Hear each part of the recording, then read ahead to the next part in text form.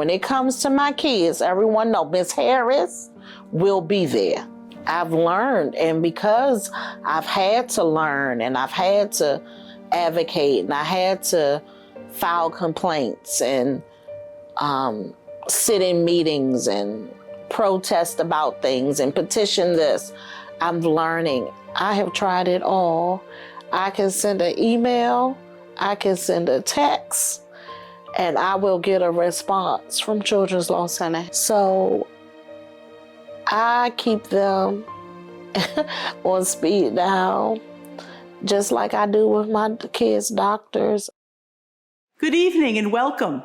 For those of you who don't know me, I'm Judith Sandlow, the Executive Director of Children's Law Center.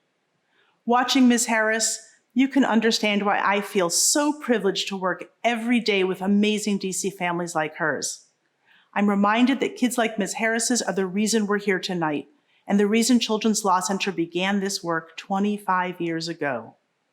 You'll hear more from Ms. Harris and others this evening. They'll share their experiences and the journey we've been on together, providing individualized assistance to more than 40,000 children and families over the past 25 years, and helping thousands more through systemic reforms. I hope you'll be inspired to join us, that you will come away with the audacity to believe, the commitment to act, and the tenacity to follow through, because this is the spirit that I believe defines Children's Law Center and our success. Our early founders believed that change was possible, that our community could do better for DC's kids, that if we reach out our hand each time a child falls down, they will get up again.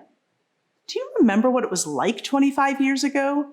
DC's foster care system was in such crisis that the government didn't even know how many kids they were responsible for. But Children's Law Center's founders, they had the audacity to believe that every single child in foster care deserved to be seen and known, to have a stable family and the care they needed to thrive. When they saw how important the right school supports were, they had the commitment to act, to expand our work to fight for a quality education for children who'd experienced trauma or had a disability. We know that change takes time, that new barriers will need to be toppled. Now, in the midst of an historic pandemic that has exacerbated a long-standing children's mental health crisis, at Children's Law Center, we have the tenacity to follow through, to keep fighting, because we will never lose our audacity to believe that if we work together, we will make a world worthy of our children's hopes and dreams. In a moment, we'll premiere a video that shares our journey and how we fought so children could grow up with a stable family, good health, and the quality education they need to flourish. And since I know we have many lawyers and others among us who enjoy a little competition, I invite you to pull out the trivia questions that you hopefully received in the mail or that you can download now. Watch along and see if you can answer all of the questions for a chance to win prizes. When you're finished, email your answers to the address on the screen. Whether you've been with Children's Law Center for the past 25 years or are connecting with us tonight for the very first time, thank you for lending your support this evening. And I hope you will join us in the weeks, months, and years to come to be audacious, believe, act, and follow through to make DC a place where every child can soar. Let's watch together.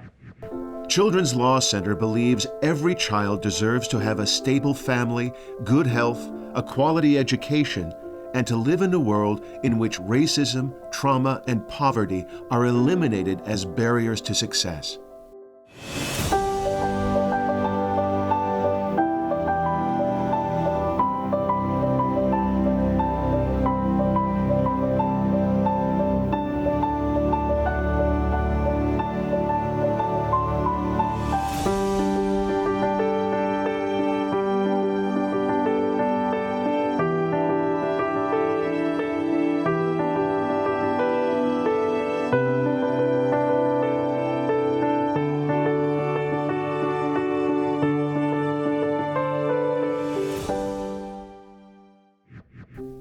In 1996, thousands of children were under the watch of DC's abuse and neglect system, many languishing in foster care without much hope of reunifying with their parents or being adopted into a forever family.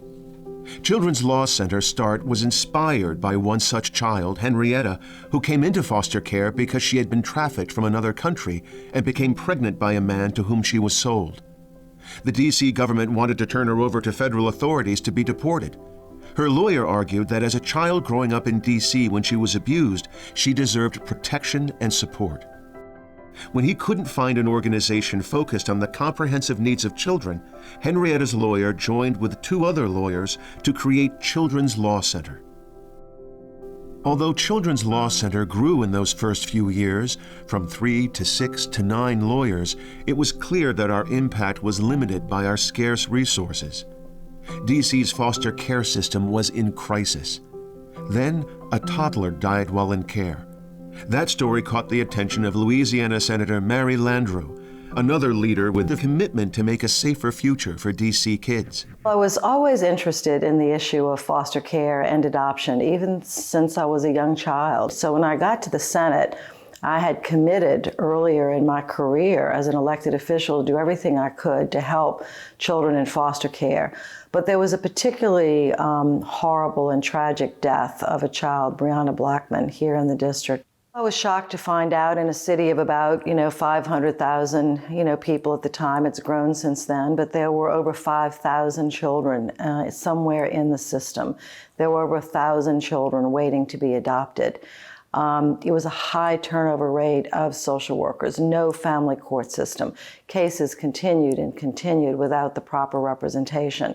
And I said, I would like to do something to help, and started to encourage the district, as chair of the DC Subcommittee on Appropriations, to create a family court. They wanted to create a family court. Judge Satterfield was a great leader, and other local judges, to create a family court here in the district. But family courts can't work well without the support of an organization or organizations like the Children's Law Center that provide the facts, the evidence, the advocacy to help those judges make the best decision for the child.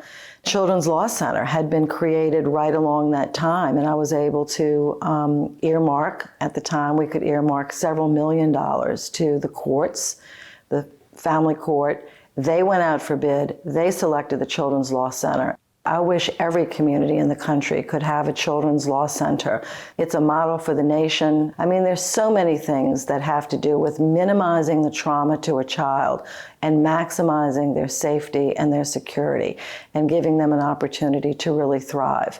And so it takes a village. I mean, it really does. We want children to be with their siblings in sibling groups, and we want to give them a chance to thrive and grow.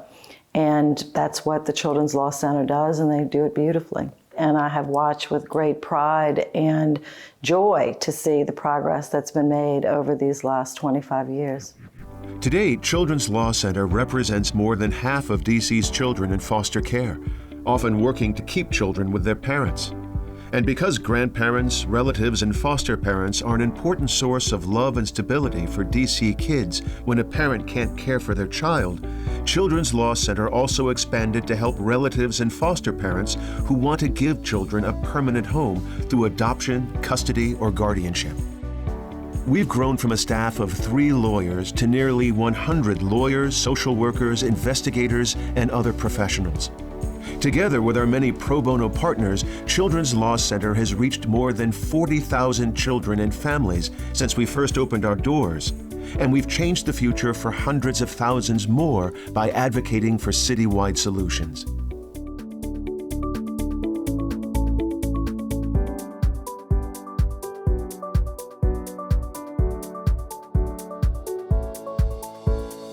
Today, Henrietta and her daughter run a pet care business.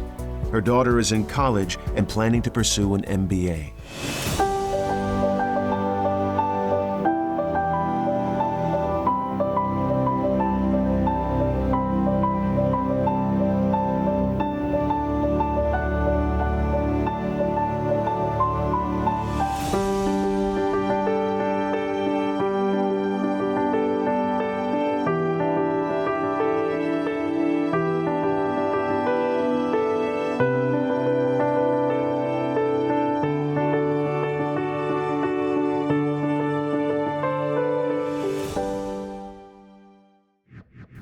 Today, family is still at the center of our approach, but it is not all we do. Through our work with youth in foster care, we met kids who needed access to better mental health services, students who were falling behind in school because of undiagnosed disabilities, children with serious health issues caused by homes with mold and rodent infestations. It became clear that to truly soar, children also needed access to good health and a quality education. In 2002, we created one of the first medical legal partnerships in the nation. Our lawyers embedded with medical teams across the city, so when a pediatrician met a child whose health problems couldn't be solved by medicine alone, they could call on us. Our lawyers now work in 6 healthcare clinics across the district. Today, many of our referrals are about poor housing conditions, mold and mouse infestations that are triggering asthma attacks, the #1 reason kids miss school. But when we started, more than 90% of our referrals were about unmet education needs, children with disabilities who went undiagnosed and unsupported in their education. Pediatricians understood the close connection between a child's education and their health. One mom, Ms. Solis, saw that firsthand when her son Jimmy started struggling in school. When the school refused to evaluate him, Ms. Solis paid for an independent evaluation. They learned Jimmy had autism, yet still the school refused to provide the support he needed. Jimmy started behaving, he was shutting down. Whenever he used to come home from school, he would just not want to do his homework. And that was one of the things that we always used to do homework. And then he started not wanting to do homework, and then his math skills were going down and he just didn't want to do it.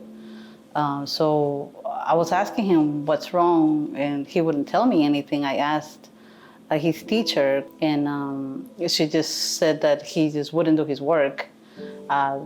Just kept on associating it to his bad behavior. And so I started getting worried.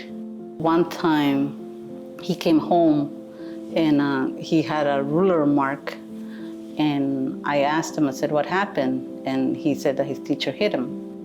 In that same week, luckily I contacted Children's Law Center. They saw that I really needed help. After my intake with Children's Law Center, I met with a lawyer named Kathy, and she was looking at all the IEP meetings and the paperwork to see if they were doing everything that was on the IEP and meeting their goals. And they weren't meeting their goals because they kept saying it was behavior for Jimmy's behavior that was making them not complete the work. We went to court, presented our case. They said, okay, Jimmy can pick a school and DCPS will pay for it, and that's what they did. They grant him his school that we picked. Jimmy's been in Kennedy Krieger already 10 years. He started going in 2010. The school is it's all kids that are special ed, different disabilities.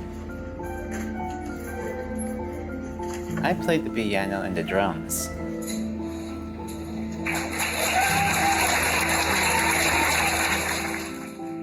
The changes I saw in Jimmy after he went to Kennedy Krieger was he was more at ease going to school, which is something he was actually regretting before. He wouldn't want to go to school.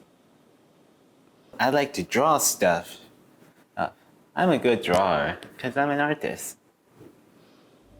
Working with the Children's Law Center has been a great support. If I have a problem, even 10 years later, I have come back and say, I have this question, and the doors are always open for anything. Children's Law Center is helping me now because of Jimmy's age. He turns 22 in December. One of Jimmy's goals on his IEP was to get hands-on training for work. Because I'm hoping to get him to get a job after he graduates in school. And we were asking for an extension so that he could finish the whole year because of the pandemic. He didn't get the hands-on approach that he needed for school. And so DCPS denied the extension. So I reached out to Kathy again, and I asked if she could help me because they did told me that I could appeal.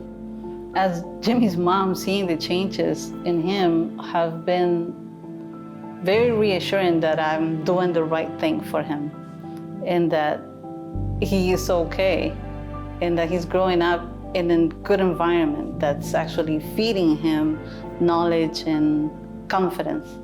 Yes, I'm very, very happy. My hopes for Jimmy's future is for him to work on what he likes to do, help others, always pass it along. And I hope he can be as independent as he can. Make lots of new friends, help others who needed help, and make the world a better, helpful, and beautiful place.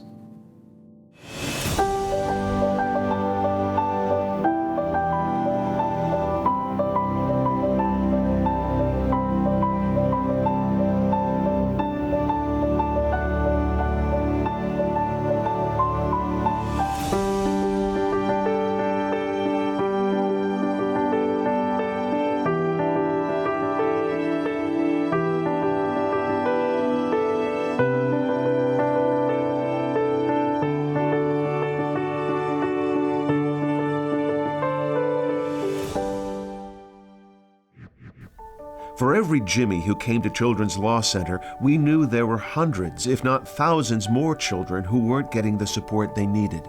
Children's Law Center believed that every agency that served kids should meet their needs, from schools to health centers to the Child Welfare Agency. We took action. We partnered with the mayor, district agencies, the DC Council, Superior Court, and children's advocates to find citywide solutions to better address kids' needs. In 2006, we began building a full-time policy team that could give focused attention to the district-wide reforms needed to better serve DC's children. And we took the time to follow through because we know that big, sustainable change takes time. We heard over and over from children and their families that DC's mental health system was broken. Kids had nowhere to turn to help them heal from the trauma that so frequently comes from living in poverty and the impacts of racism. We launched a decade-long campaign to improve the quality and accessibility of mental health services for children, while also building the political will and community support for a more complete overhaul of the system. One solution we advocated for was to locate school-based behavioral health providers in every DC school. Hello, I'm Olga Acosta-Price, and I direct the Center for Health and Healthcare in Schools at the George Washington University. For those of us who work at the intersection of child development and behavioral health, I know how critical supporting a child's mental health is to their healthy development. That's why it's so important to take a public health approach to providing behavioral health supports right in schools, where kids learn, grow, and play every day. We know this approach breaks down some of the stigma associated with behavioral health when it is fully integrated into the school environment, provides prevention support sooner so that behavioral health needs are met more quickly, and takes us one step closer to providing a full spectrum of supports to children. I've had the pleasure of working closely with Children's Law Center over the years to assist with getting school behavioral health into every DC school, most recently as a past member of the Coordinating Council on School Behavioral Health, and in my current role, providing technical assistance to implement changes across all schools. And this year, I was pleased to see Children's Law Center and other partners succeed in getting the DC Council to approve funding so that by the end of the year, we could have a community-based clinician integrated in every DC public and public charter school. What has impressed me is how Children's Law Center always asks the hard questions and looks ahead. They have been really masterful at thinking about how all the systemic issues are interconnected. They focus on making change happen in the short term, but also look at the future and think about how the whole system can be improved. And their recommendations are grounded in the reality of the children and families they work with. Children's Law Center does a really good job of offering solutions that are informed by the experiences of real families and children. While I'm excited to celebrate these wins, it's not the finish line. There are still so many challenges. like finding bilingual clinicians, child psychiatrists, and substance use providers, increasing the quality and the quantity of early intervention services, and infusing a universal approach to social emotional development. Now is a really pivotal moment. The pandemic highlighted weaknesses in DC's behavioral healthcare system for kids, but it also showed how, when we come together, we can make significant and lasting change. The need for children's mental health support could not have been clearer than during the COVID pandemic. The district's kids and their families faced, and continue to face, some of the biggest challenges we've seen in our 25 years. Children were socially isolated, many parents and caregivers lost their jobs and worried about eviction, and families grieved. Thankfully, our years of advocacy ensured that thousands of kids are going back to school with behavioral health supports at the ready. We've also partnered with families to meet their child's individual behavioral health needs. Ms. Harris shares her family's fight. Hello, my name is Latrice Harris, and I'm a mom of 4 and a grandmother of 2. I am a widow, and so I am a single mom trying to raise my children. It's been a long journey. My oldest was involved with some difficulties in her life, and we end up putting her into a facility where she can get her services. I had them in Children's Law Center reinforced and assisted me with making sure they followed DC diploma credentials and criterias, so that whenever she transitioned back to home, that she would be on task, on target. Children's Law Center was at every meeting and made sure that she was getting everything that she needed. She finished the program. She came back and we found her school here, and she graduated on time. Children's Law Center was at the graduation because they know the struggle that we went through with her from day one. She's actually an aid for the children that have special needs. And she said, Mom, this is just a special place in my heart, and I know what I went through, and I can be that to someone else's child. With that being said, I've experienced some things in my life, and it set me down for a moment, and I had to stay in a domestic violence shelter. Not only did I survive that, I got an oxygen machine right there. I survived COVID. So when I had COVID, and before, I guess they had to put me on the ventilator, my mom reached out. Children's Law Center know everything about Latrice. They were able to get my mother some type of provisional custody while I was under, so that she can take them to the facilities, she can get them tested, she can get food stamps, she can get whatever she needed while I was in the hospital and I was down. And Children's Law Center made that happen. So I can say, without CLC being there, I probably would be homeless. So I do give them their props, and I do say thank you. My youngest is 7. She's very vocal.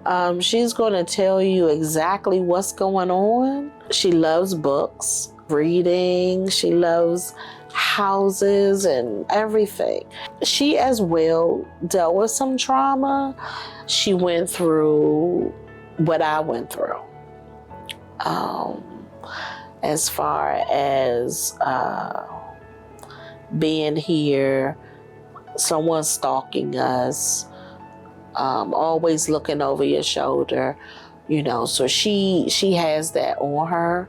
And because of that, I need to get her some trauma help, because I want her to be a child. I don't want her to wrap herself around only concerning herself with me. She is linked with the Peace Program. Thank you, Children's Law Center. And they do play therapy, they do art therapy, she has her psychiatrist there. Because the mental health plays a big part with me, because I, as a mom, still have my own things to deal with. And I have to keep my mind straight. I have to keep my spirit in line so that I can be strong and support my kids. Children's Law Center helped me to believe that if you stick to what you believe and you listen to everything and all of the facts, you can figure out a way to defend your rights and to protect your children. So with CLC being in my corner gives me hope that my children are going to get everything they need in school, that I'm going to live in a safe environment. And I do appreciate everything that CLC is doing, because I know that now I can stand and start my own business and be hopeful for someone else. Good evening. I'm Trevina Bird, a member of the Children's Law Center Board of Directors and Vice President and General Counsel at American University. On behalf of the entire board, thank you for joining us this evening. When I first joined the board, I remember sitting at orientation thinking this is the first time in my professional life that people understood a core part of who I am and where I've been. You see, my mom worked 3 jobs and struggled with mental illness and substance abuse. Her struggles eventually took their toll on all of us. My sisters and I all landed in foster care. But I was lucky. My lawyer helped find the right foster home for me and kept my education on track.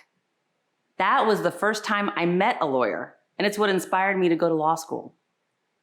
Through my experience, I saw firsthand how many young people are in foster care who are tenacious and super smart, but don't have the means to break out of the cycle of poverty and trauma. It's a system built on historical and structural racism, which makes it even harder for Black and brown youth to be successful. My sisters were not as lucky as I was, and they continued to face those same barriers as adults. Children's Law Center sees all of that. They dig deep, ask the hard questions, and see how interconnected a child's family, health, and education is to their long-term success. I can say with conviction, this organization has the audacity to believe that I shouldn't have just been lucky, that every child in foster care should have the opportunities I had, and they fight for that every day. But they can't do it without you, without us. So please, if you're able, be generous and take action. Go make a donation right now, and we'll match your gift thanks to a generous matching challenge from our Children Can't Wait Fund donors.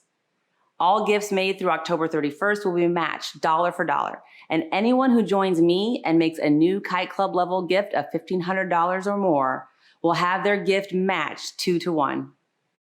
Your support will help us fight for the next child Children's Law Center meets. You can donate by clicking the red donate button at the top of the screen, emailing a pledge to outreach@childrenslawcenter.org, calling the number on your screen, or texting DC Kids to 44321.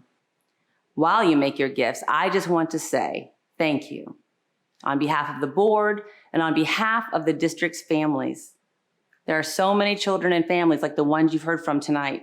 If we give, then more children like Ms. Harris's can graduate high school or be on track to graduate college. If we give, then more kids like Jimmy can dream of the future he wants. Please, I hope all of you will give, or if you've already donated, give again right now. I hope that next year we will meet in person for the 2022 Helping Children Soar event, and we can talk about how your gift made an impact on another child's life and the thousands more who will call on us in the year ahead. Thank you so much, Trevina, Senator Landrieu, and Dr. Price for your words of support and encouragement. And to Ms. Solis and Ms. Harris, thank you for your fierce advocacy on behalf of your children and for trusting us to support you and them. You've heard us talk tonight about the need to be audacious in the belief that change is possible. But not just that, we take action and follow through because we want every DC child to have a stable family, good health, and a quality education.